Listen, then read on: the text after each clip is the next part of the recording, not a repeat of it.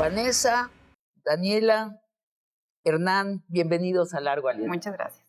Gracias. Resulta que 30% del país no quiere más reformas a la realidad mexicana. Quiere conservar las cosas como son. Por eso los llamamos los conservadores. Y 60% del país sí quiere reformar más al país. Los llamamos genéricamente los de izquierda. Esto es lo que arrojó el conteo de votos de esta elección. 30% quiere conservar las cosas como son, 60% queremos más reformas. Sin embargo, los medios comerciales de derecha interpretan los mismos resultados electorales de otra forma. Sintetizo la interpretación conservadora. La gente quiere recibir dinero del gobierno para sus gastos y no le importa o no entiende que las reformas que vienen destruirán a la democracia. Y vamos directo a las reformas que causan la sensación mayor de peligro. La reforma al Poder Judicial y la desaparición de los organismos autónomos. Empecemos hablando del Poder Judicial. A ver, Hernán, tú escribiste un gran libro, Traición en Palacio, donde cuentas una historia, pero trasluces todo un poder judicial mucho más corrupto de lo que yo jamás me imaginé. ¿Cuál es tu diagnóstico después de haberte zambullido en el Poder Judicial, de haber hablado con tanta gente de ahí dentro? ¿Hay una corrupción generalizada en el Poder Judicial? Sí. General. No todos los jueces y magistrados son corruptos, evidentemente. ¿Pero la mayoría? Pero el truco está en que quien controla el sistema sabe cuáles son los mecanismos para que los casos que le interesan, donde se compran y venden las sentencias, lleguen a determinados colegiados, a determinados juzgados, y es muy común que así ocurra. En teoría, el sistema es aleatorio. Los casos que llegan al Poder Judicial, hay un sistema de cómputo que los asigna. Sí, pero todos van a caer. En la práctica, yo lo que veía en mi libro es que todos los casos que le interesaban a Julio Scherer Ibarra y su red de negocios judiciales caían siempre en los mismos tribunales, en los mismos juzgados. Yo lo que estoy viendo de esta reforma que se ha planteado, hay algo que me parece muy rescatable, que es, y que yo lo planteé en el libro también, y que se ha venido planteando de hace mucho tiempo, que es la necesidad de quitarle poder al presidente de la Suprema Corte de Justicia de la Nación. Jesús Lemus, que tú también has leído, Sí. El cártel judicial, bueno, dice que el 80% de los juicios son corruptos. En todo el Poder Judicial, Sí. te toque de donde te toque. Y digo, pragmáticamente, no hay mexicano que yo conozca que no se persigna, incluso si es ateo, cuando sabe que tiene que visitar a un juez. Sabemos que nos va a costar lana, ¿no? Hasta a los ricos les cuesta dinero, pero ellos tienen mucho para darles y es carísimo lo que cobran. Tienen fortunas. Nuestros ministros de la Suprema Corte son millonarios en dólares. Tienen fortunas inexplicables, además de la sarta de privilegios que ya les concede legalmente el Estado. ¿Qué piensas, Daniela? ¿Hay mucho resentimiento hacia el Poder Judicial? Yo lo creo. ¿Tú qué sientes? Y con justa razón. O sea, la gente no siente propio el Poder Judicial. Sale una pregunta, ¿quién juzga a los que juzgan? ¿No? O sea, nadie. Ya llega un momento en el que la gente es de dominio popular, ya no es un asunto de periodistas o de analistas, de que la justicia es para los ricos y a los pobres. O sea, hay muchísima gente que ahorita está protestando afuera de los penales porque hay muchas personas acusadas de delitos que no cometieron, pero la justicia no llega para ellos. 6 de cada presos no tienen juicio. Sí, y en el caso de mujeres, 7. Que además todo lo que conlleva a las mujeres en la prisión, que sean abandonadas, que, o sea, todo nos lleva a problemas cada vez más extensos. Pero el punto es que Andrés Manuel logra ponerle nombre y apellido a ese problema que la gente quizá no había identificado antes, pero que sabía que existía, ¿no? Que es, ¿qué hacemos con ese poder que no sirve a la gente? Y ¿saben qué? Además de que le pone nombre, dice Poder Judicial, dice, y se puede cambiar. Y esto es la sensación de un México que está en marcha, que yo no había vivido, hasta este sexenio yo no había vivido esta sensación de posibilidad.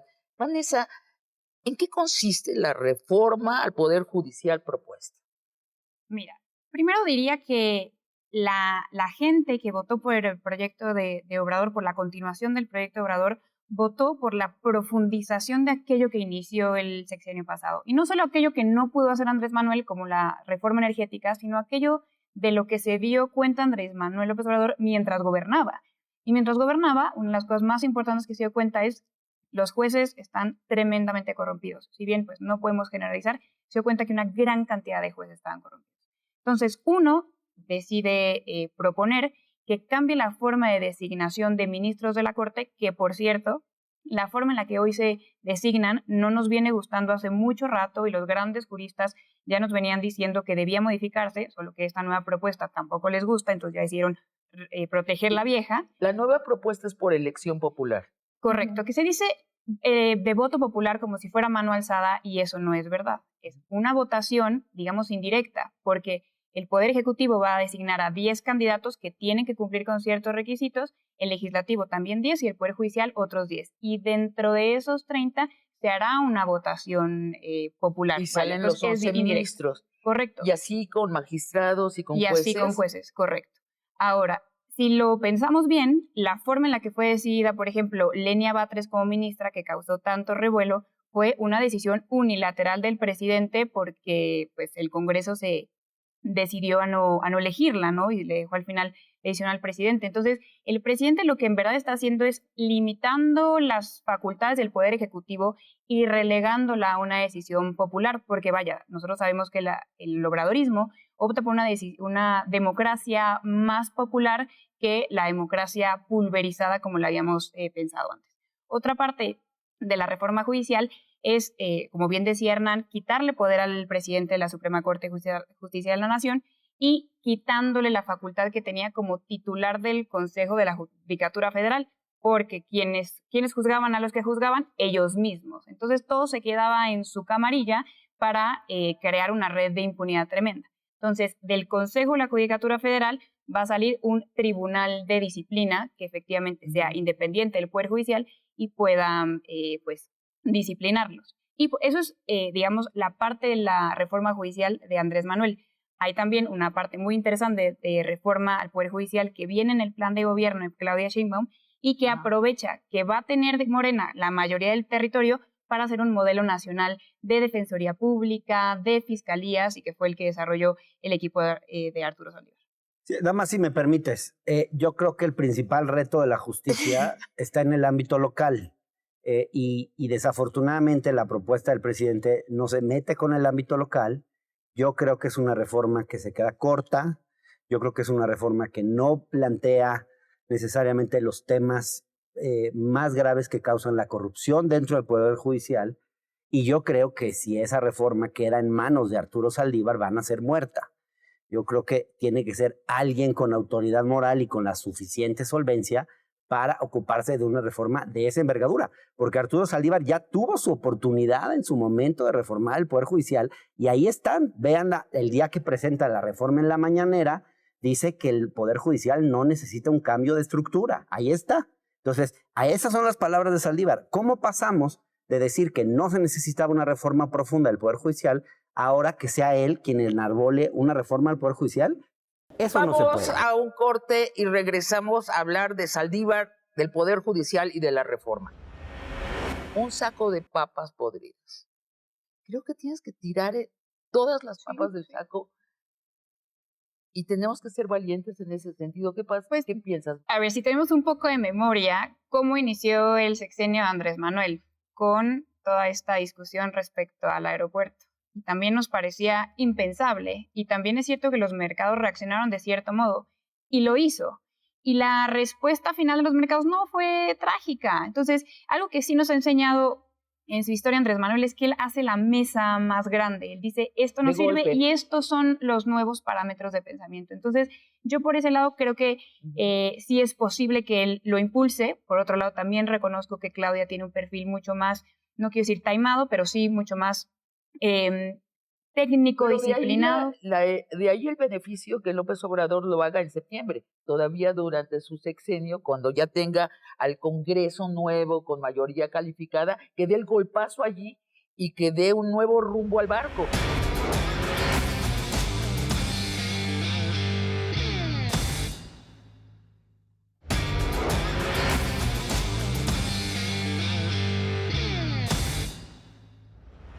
Daniela, ¿qué piensas? La reforma como está planteada, una sustitución de jueces, magistrados y ministros electos popularmente, bueno, son una friolera de 30,000 funcionarios, ¿no?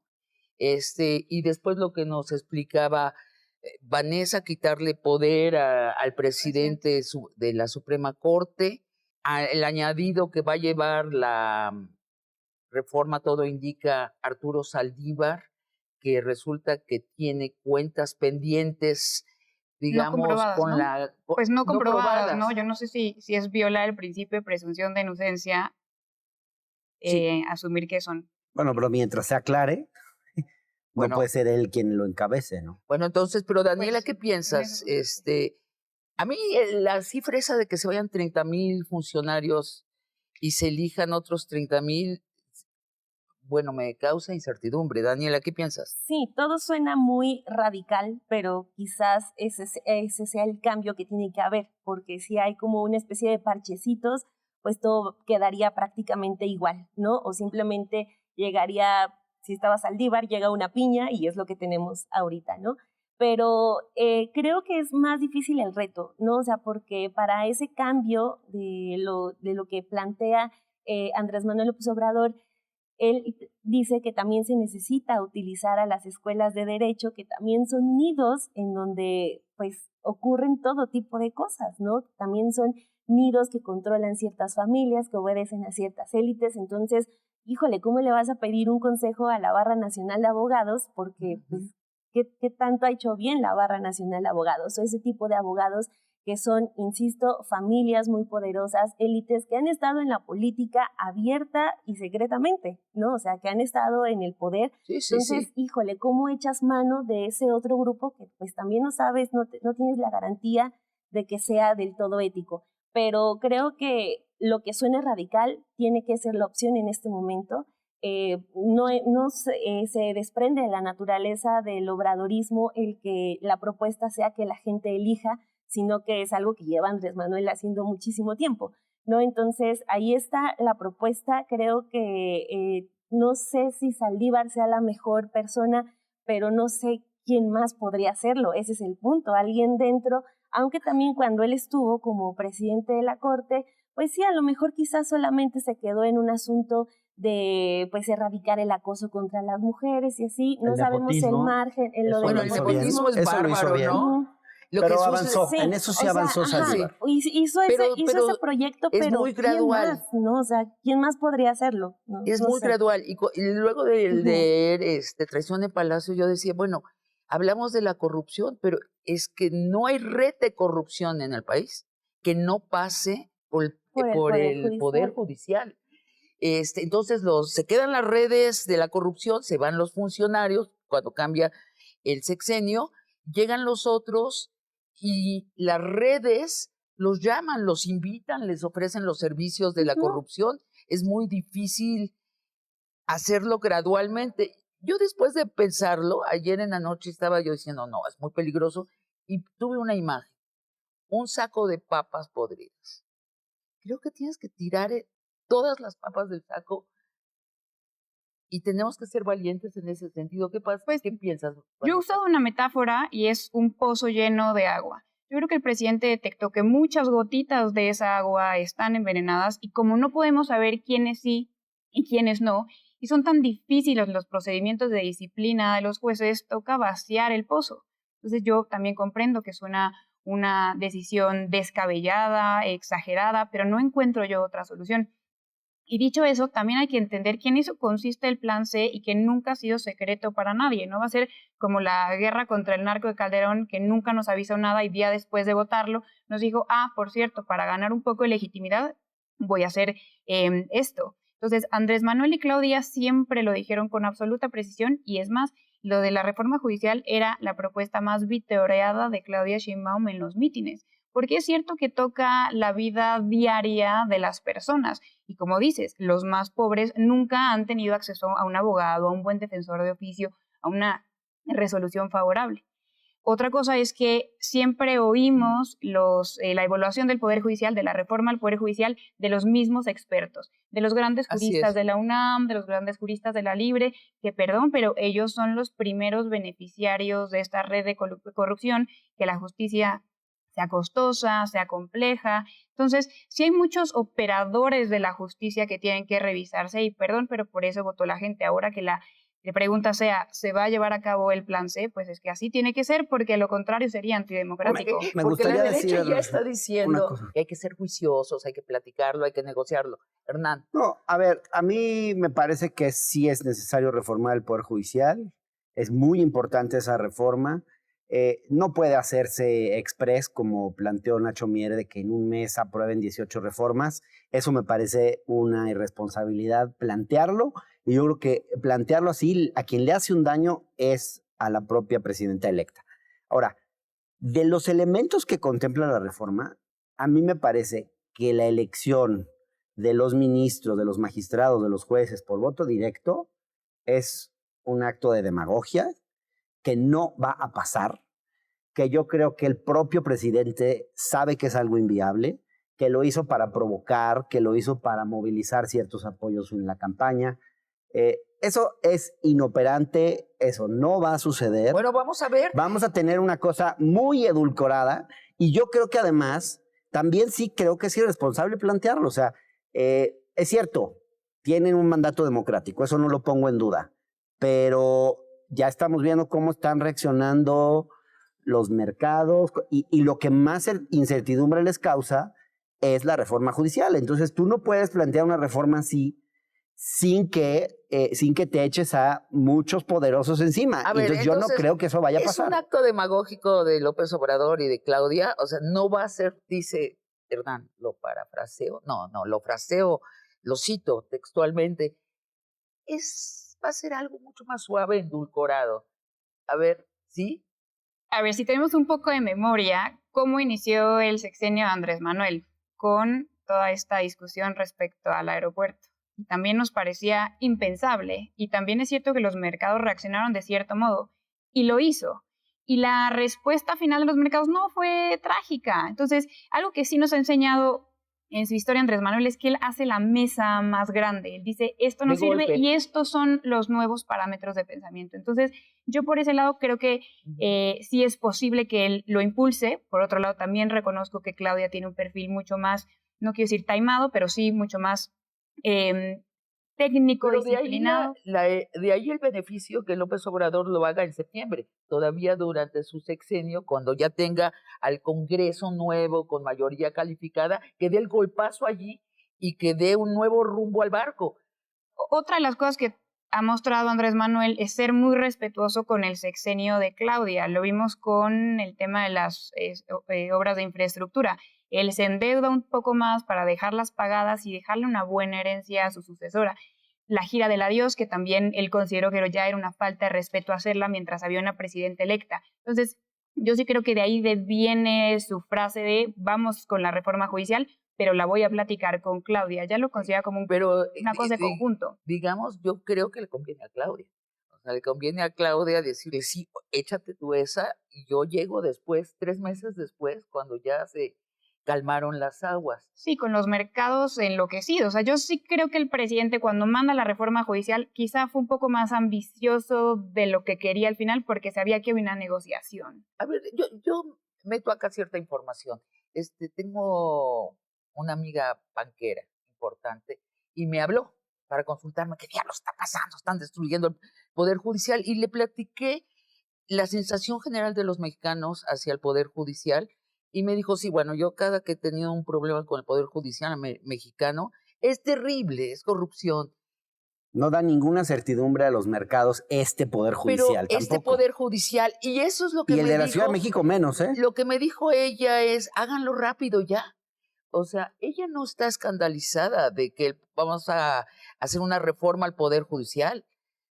¿Por qué estaría Soros o Elon Musk alarmado de que van a quitar a Norma Piña? O sea, diciendo, Norma Peña me la quitan, yo ya no invierto allí. Yo no porque creo. Se sabe que hay una cuota que tienen que destinar para pagar jueces. O sea, claro que a ellos también les conviene que se limpie todo esto. Es totalmente cierto. Las empresas chinas tienen su porcentaje para las mordidas en México. Y creo que todas las empresas, sí.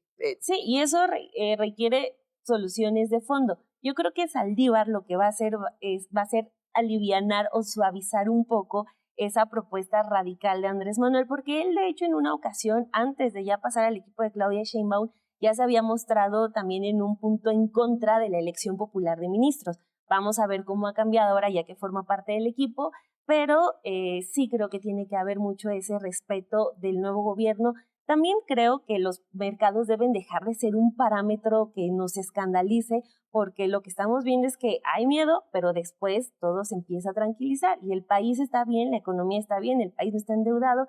Entonces también la narrativa de que los mercados están nerviosos, creo que tiene que empezar a bajarse un poco de donde la tenemos los medios de comunicación. Sí, se escandalizan, pero se escandalizan por todo, permanentemente, ¿no?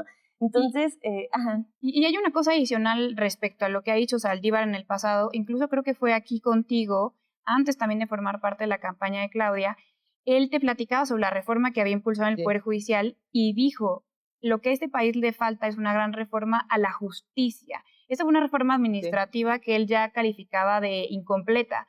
Entonces, una reforma a la justicia que toque los poderes locales, porque es cierto que eso es lo importante, porque los poderes locales son los que le entregan justicia a la gente. Pues que una persona con bajos recursos, ¿cuándo va a llegar a la Suprema Corte? Nunca en su vida. Para eso se requiere pues mover influencias, pagar mucho dinero y por tanto es más importante incluso el plan de reforma de justicia de Claudia, que toca defensorías locales y fiscalías. Y también hay algo con Saldívar, Hernán, que no te va a gustar.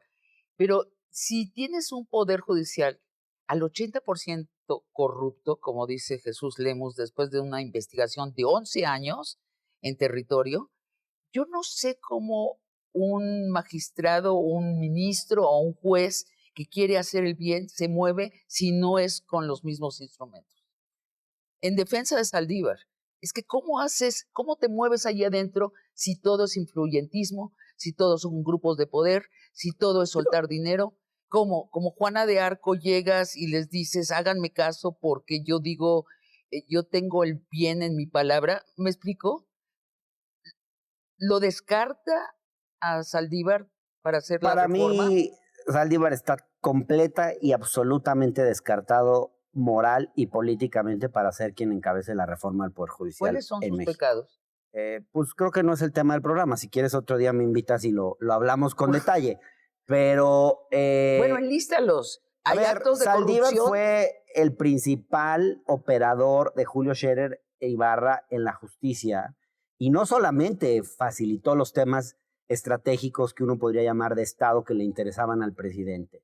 Arturo Saldívar fue cómplice, participó en los negocios, no sabemos si él beneficiándose en lo personal o no, pero todos los negocios que se dieron en el Poder Judicial en México en estos años, casos de extorsión, todas las cosas que se han denunciado públicamente, las otras que yo denuncio en mi libro, no te las puedes explicar sin Arturo Saldívar y Carlos Alpizar.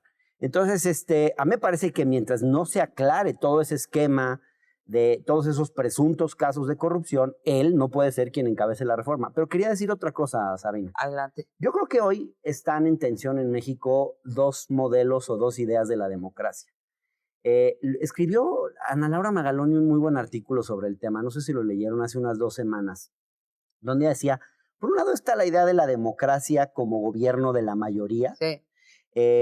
Y por otro lado está la idea de la democracia como un gobierno de leyes, que no puede todo y que también tiene que respetar a las minorías. El proyecto de la 4T obviamente es la idea del gobierno de las mayorías para las mayorías. O sea, porque beneficiar a la mayoría en políticas públicas también es democracia. Democracia no solo es... Pero del otro lado, la oposición solo abandera otra visión de la democracia, cuando en realidad las dos son importantes. Así es. Y no vamos a vivir en un país democrático si no tenemos las dos. Entonces, esta idea de llegar y querer dar un manotazo en la corte, dar un manotazo en los jueces, eso no le va a dar a este país una reputación de demócrata de democracia liberal. Yo estoy seguro que Claudia no va a comprar esa porque es un factor de inestabilidad y porque aunque gobiernen las mayorías, perdón, pero en cualquier país, si tú quieres mantener condiciones para la gobernabilidad, tienes que negociar con factores reales de poder. No puedes pasar por encima de todos los jueces, pero ¿quiénes son ignorar a la barra de abogados. A ver, pero regresando a lo que dice Daniela, ¿cuál es el factor de poder en contra? La misma gente que ahorita está en el Poder Judicial. Tienes que hablar con todos. A ver, pero yo les propongo que estemos de acuerdo que hay dos posturas aquí muy claras y vamos a la otra reforma que causa mucha angustia y que lo que has dicho sobre los dos tipos de democracia es una muy buena introducción. Hay gran medio con la desaparición de los organismos autónomos, ¿no? Y eso sí probablemente suceda este septiembre cuando esté instalado el nuevo Congreso y cuando siga el presidente López Obrador en funciones. Que el gobierno asimile las funciones del INE, del INAI o la Comisión de los Derechos Humanos no pone en peligro a la democracia. En otras palabras, ¿es posible que un gobierno organice las elecciones en las cuales su partido contiende? ¿Es posible que se revise las cuentas a sí mismo? ¿Es posible que señale sus abusos de poder y los castigue, Vanessa? A ver, hay dos propuestas diferentes. Por un lado está la propuesta de López Obrador respecto a organismos constitucionalmente autónomos y por otro lado está el de Claudia, que no son exactamente iguales. Entonces, por ejemplo, el de Andrés Manuel propone la desaparición del INAI. El de Claudia solo propone la desaparición de ciertas funciones del INAI en materia de datos personales, pero mantiene las de transparencia. Creo que esta discusión de la desaparición de organismos autónomos se ha silenciado por tantos comentócratas, opinadores, que lo único que han hecho es gritar Pedro, ahí viene el lobo, se va a acabar la democracia. Entonces, creo que lo más importante ahora es que tomemos un paso adelante después de la elección del 2 de junio y empecemos a platicar de qué van todas estas reformas. Por ejemplo, la reforma también incluye la eliminación del Coneval. Entonces, todo el mundo dice cómo es que el gobierno se va a evaluar a sí mismo. Entonces, lo que en realidad dice la reforma es el Coneval pasa al INEGI. O sea, nada más es eliminar esa duplicidad de funciones, pero el INEGI ya es autónomo. Respecto al INE, no se propone... ¿El INEGI sería autónomo? El INEGI ya es autónomo, entonces se conserva de ese modo. Está la COFESE, por ejemplo, el IFT. El IFT es conocido, yo soy abogada y me dediqué mucho tiempo a temas de telecomunicaciones. He sabido que es un organismo que controla la misma oligarquía en materia de telecomunicaciones. Los más ricos controlan las resoluciones del IFT. Entonces, quizá vale la pena discutir que no desaparezca la COFESE, pero que el IFT mande sus funciones de regreso a donde ahí estaban, porque así era históricamente. Ahora, y el INAI, la transparencia del gobierno, ¿qué pasaría con ese organismo? La propuesta de Andrés Manuel propone que regrese a cada una de las secretarías que en realidad es quien, en términos ordinarios, cuando realizamos una solicitud de transparencia, es quien nos contesta.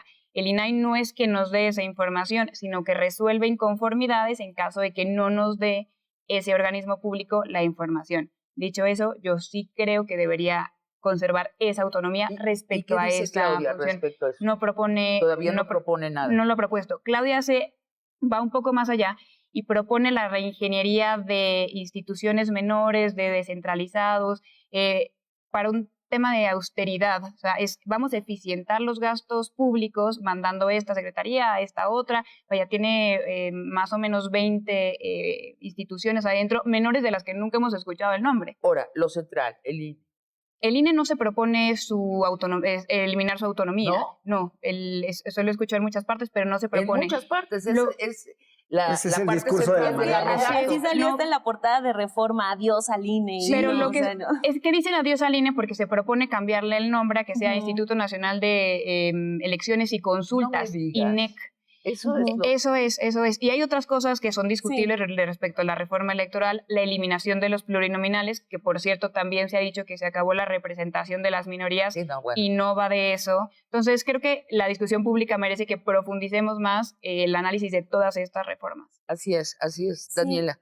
Bueno, en ese punto yo tengo algunos pros y contras, ¿no? Como periodista creo que cualquier situación que parezca un retroceso en cuanto a acceso a la información, tiene que tomárselo uno con seriedad, ¿no? O sea, pero por otro lado también sé que la gente y el INAI falló en no decirle a la gente la importancia que tiene el acceso a la información. O sea, porque tenemos una dependencia que nace con Fox y que se quedó en un grupito que se llenó de privilegios. O sea, eso es lo que tenemos en los comisionados del INAI, ¿no? Personas que obedecen otra vez a esos selectos grupos de abogados que se dedican a repartirse esos cargos entre sí y ya, se enquistan en esos espacios y hacen como que trabajan y ya, o sea, nunca se logró permear con la gente la defensa al INAI, a pesar de que es un organismo muy importante. Ahora, el INE, ¿estarías de acuerdo Incluso que eso nos acaba de dar una lección de civilidad, de eficacia en estas elecciones? Totalmente. Pues sí, o sea, pero Sí. ¿cómo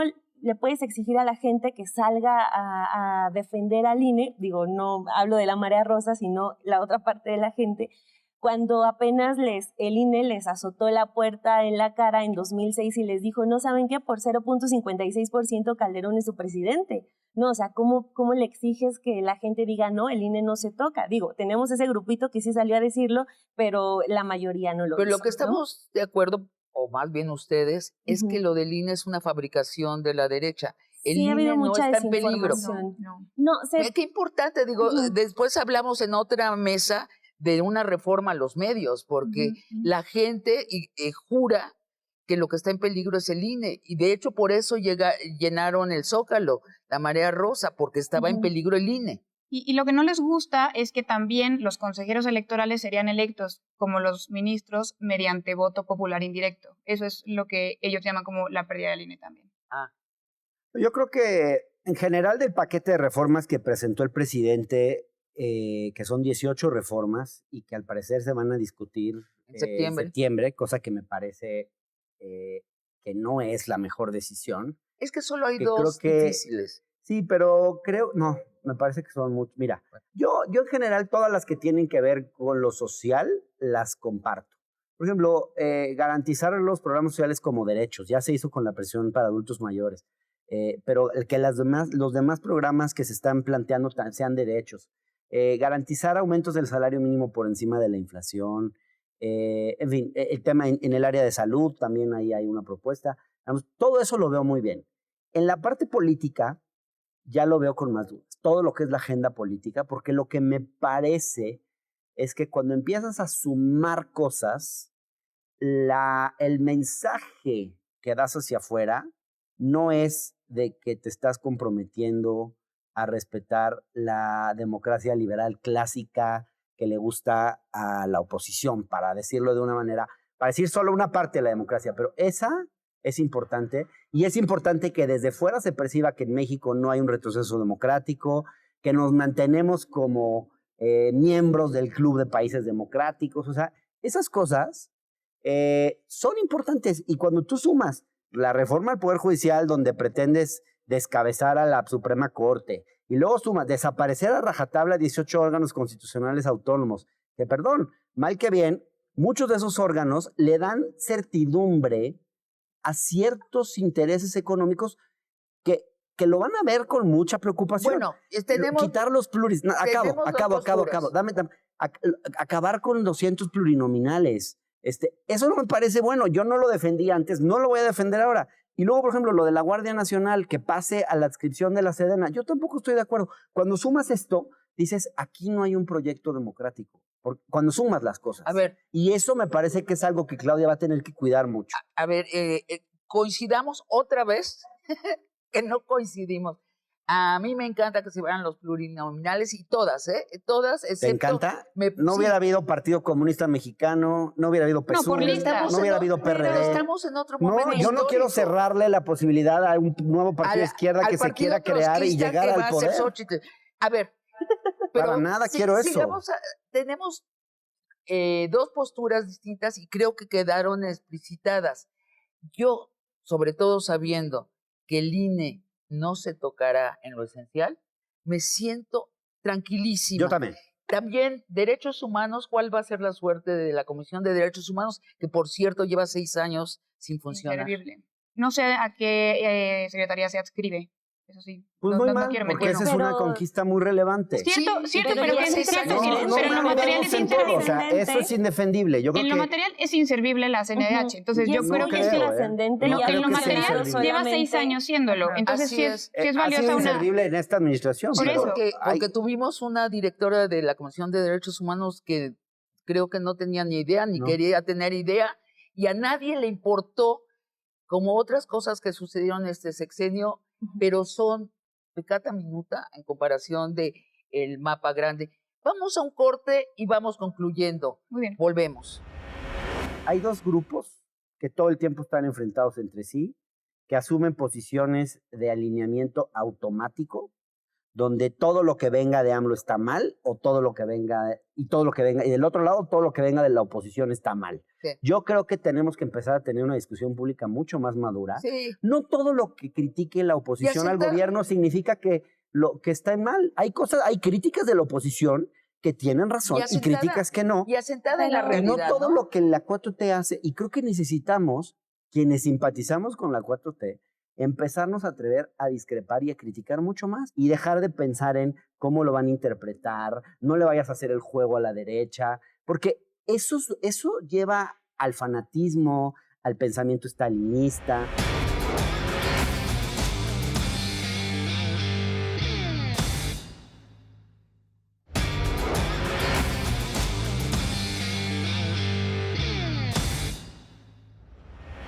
Vanessa, te escuché decir, se acaba un régimen, te pregunto, ¿qué régimen? ¿Y qué otro régimen empieza? A ver, se acaba un régimen, ya chocante un poco la palabra, usarlo porque no sabemos muy bien qué significa, pero se acaba un régimen neoliberal en donde todo estaba girando en torno a lo económico y con base en mentiras que nos habían dicho tecnócratas pensando que no entendíamos cómo funcionaba la economía.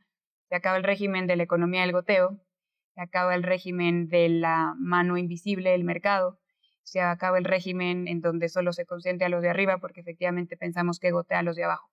Entonces, comienza un nuevo régimen en donde la idea es no solo gobernar, sino se pregunta ¿para qué quiero gobernar?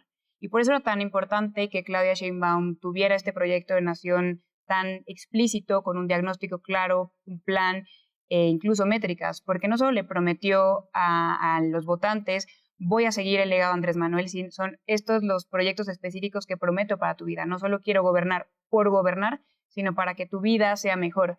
Y por eso empiezan a ser tan relevantes estas reformas, me voy a enfocar nada más, por ejemplo, en lo del Poder Judicial o de órganos constitucionalmente autónomos, que pues no nos engañemos, nacen los órganos constitucionalmente autónomos en la mal llamada transición democrática y fueron utilizados por las antiguas oligarquías para ir a esconderse ahí porque ya no empezaban a encontrar cabida en el mundo político. Y esos órganos autónomos no se han traducido en mejoras en la vida de la gente. Entonces, ojalá podamos aprovechar estas discusiones, no para destituirlos, para desaparecerlos a rajatabla, sino para que nos expliquen si sirven y por qué hacen mejor la vida de la gente. Y si solo nos cuestan y si solo es para conservar élites doradas, que se vayan, porque el régimen de ahora lo que hace es representar a la gente y que la gente viva mejor. Esa es la métrica de oro del nuevo orden. No, yo creo que hay que reformar los órganos autónomos, hay que revisarlos con lupa. Es un trabajo que si se hace en un mes va a fracasar. Es un trabajo que implica un diagnóstico serio, pero yo no creo que haya que desaparecer todos. Creo que hay que ver caso por caso, ver cuáles sirven, cuáles no. Coincido con Vanessa, los que mejoren la vida de la gente tienen que mantenerse, pero no solo de la gente del pueblo, porque también hay grupos económicos que quieren competir en condiciones más equitativas, que tal vez no sean la gente o no sean el pueblo, pero que también es importante que existan ese tipo de instituciones. Entonces, hay que revisarlo. A mí me parece que lo de los órganos autónomos hay que revisarlo caso por caso. Y con especial cuidado al término autonomía, ¿no? Hay algunos que tienen que ser autónomos. El INE tiene que ser autónomo, Derechos Humanos Totalmente. y el Instituto de Transparencia, como se vaya a llamar, eso es... Y mucho más compactos. No puede ser que ganen los sueldos que ganan los funcionarios. Sí, es que es la aristocracia, es los exteriores de Versalles. Sí, sí, sí.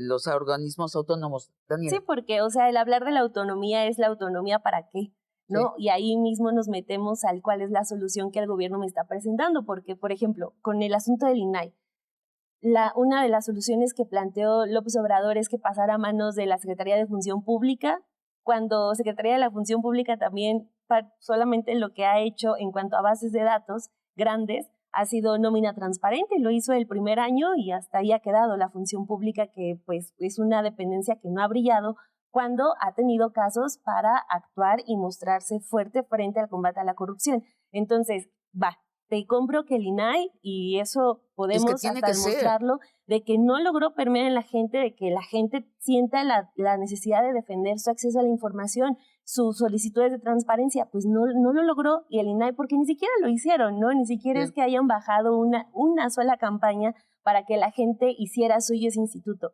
Pero el periodismo lo usó. Sí, pero pues tampoco ha sido suficiente, ¿no? O sea, por más que hemos dicho, oigan, el periodismo de datos ha jugado un papel muy importante desde la administración de Enrique Peña Nieto. O sea, el periodismo de datos en México tuvo un boom muy fuerte desde esa administración. Pues la gente lo que dice, yo no necesito esa dependencia por más que un periodista diga que basa su trabajo en eso, ¿no? O sea, ven por un bien quizás mayor.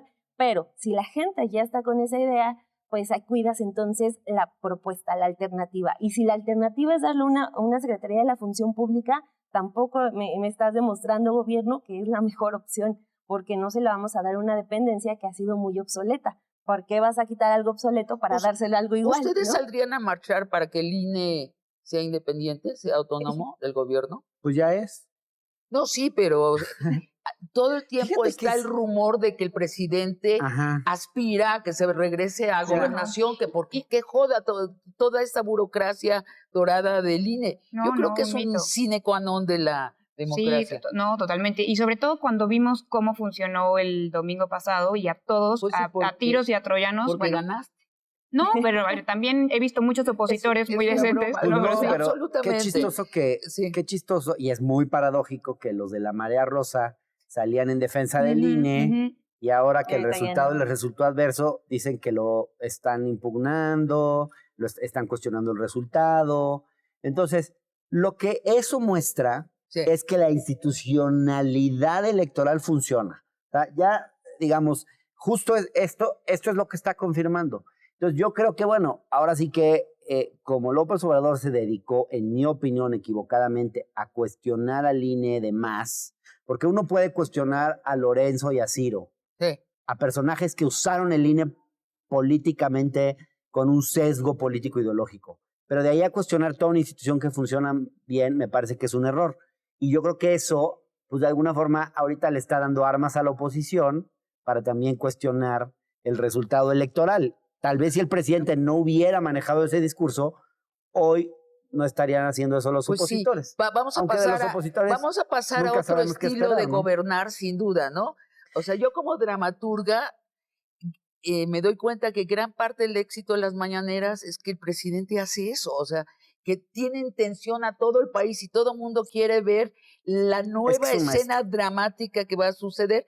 Muy probablemente, no conozco tanto a Claudia, pero habiéndola entrevistado y conversado con ella, no creo que Claudia va a llevar esta rijosidad muy divertida y que nos politizó mucho. No es su estilo, no es su estilo vivir en conflicto permanente. Yo lo único que esperaría es que no, que le dejen a ella desarrollar su proyecto. Tiene un muy buen proyecto, Claudia. Es una persona seria, estudiada, armó un muy buen programa de gobierno, que no le quieran imponer 18 reformas en un mes. A ver, pero tú estás comprando la versión de la derecha que está en duda. Bueno, perdón. Yo me guío por una conferencia de prensa que se dio la semana pasada, que donde dicen, donde dicen que en un mes van a sacar 18 reformas. Lo dijeron.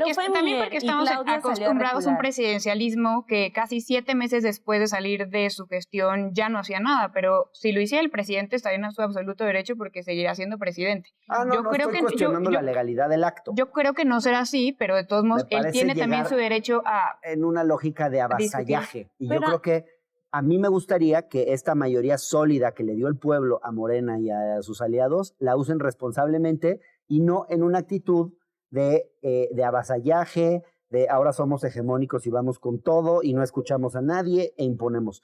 Creo que eso no sería bueno. A ver, yo creo que muchos de nuestros problemas son semánticos en este país y se debe a que tenemos medios de información comerciales preponderantes que están interesados en mentirnos, en darnos información, por un lado incompleta, solo lo que le conviene a la derecha y lo que le hace daño a la izquierda, por otro lado, francas invenciones y también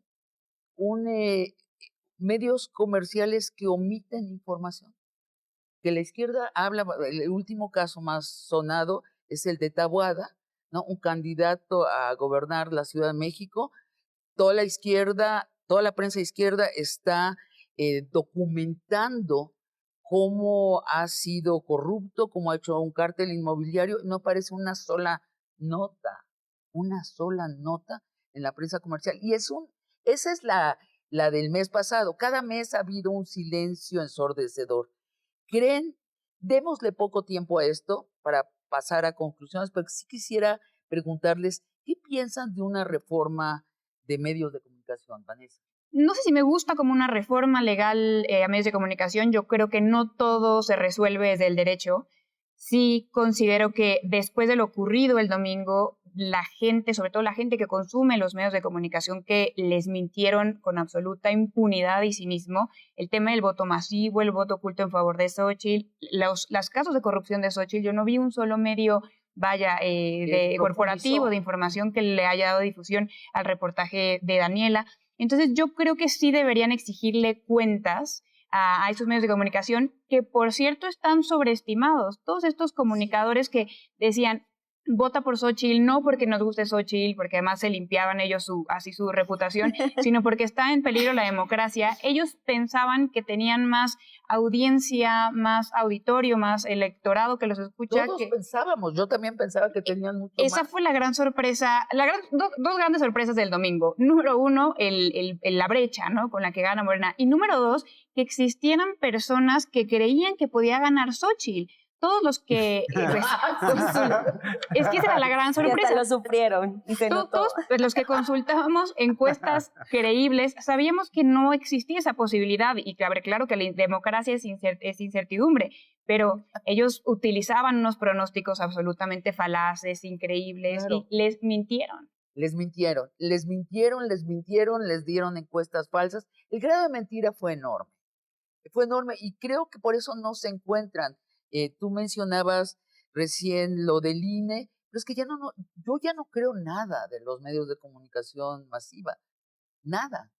O sea, porque me doy cuenta que hay intereses muy concretos detrás y que me están diciendo falacias. Sí, yo creo que se necesita una reforma a la comentocracia, de la propia comentocracia, porque yo lo que veo, y a mí me tiene ya cansado y aburrido, es que hay dos grupos que todo el tiempo están enfrentados entre sí, que asumen posiciones de alineamiento automático, donde todo lo que venga de AMLO está mal, o todo lo que venga, y del otro lado, todo lo que venga de la oposición está mal. Sí. Yo creo que tenemos que empezar a tener una discusión pública mucho más madura. Sí. No todo lo que critique la oposición al gobierno significa que lo que está mal. Hay críticas de la oposición que tienen razón y críticas que no. Y asentada en la realidad. Y no todo lo que la 4T hace. Y creo que necesitamos, quienes simpatizamos con la 4T, empezarnos a atrever a discrepar y a criticar mucho más, porque hemos sido, en el pasado, quiero confesarlo y lo he dicho otras veces, yo sí he maromeado mucho. O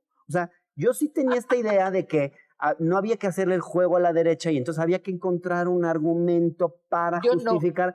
Yo sí maromeé. Y ya me cansé de maromear. Y ahorita estoy en una actitud donde digo, yo creo que hay que decir más las cosas que uno piensa y dejar de pensar en cómo lo van a interpretar, no le vayas a hacer el juego a la derecha, porque eso lleva al fanatismo, al pensamiento estalinista. Yo quisiera que tuviéramos un pensamiento, digamos, quienes simpatizamos con la izquierda y con la 4T, también más que sepamos y podamos ser más críticos. Porque creo que crítica, desde un lugar constructivo, puede ayudar. Yo creo que la crítica asentada en la realidad va a venir de la izquierda este sexenio, y lo espero. Se nos acaba el tiempo, y no quiero que se nos acabe el tiempo antes de que cada uno de ustedes diga muy brevemente, en un minuto, ¿qué es lo que más les entusiasma del próximo sexenio? Me entusiasma que va a ser un proyecto con una profunda legitimación.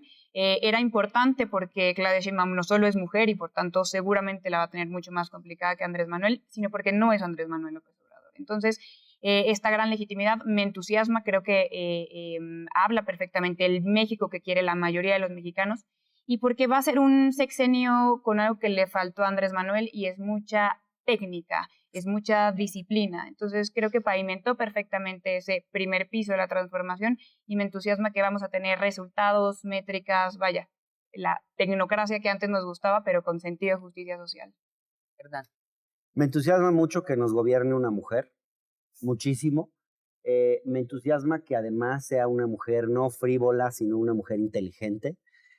Me entusiasma que pienso que su principal autoridad no viene tanto del carisma, y eso va a permitir que tome decisiones mejores, más racionales, porque aunque ganó con un gran bono democrático, ella sabe que para mantener eso, necesita dar muy buenos resultados, y creo que se va a ocupar de que sus políticas aterricen bien, de gobernar con eficiencia, con eficacia.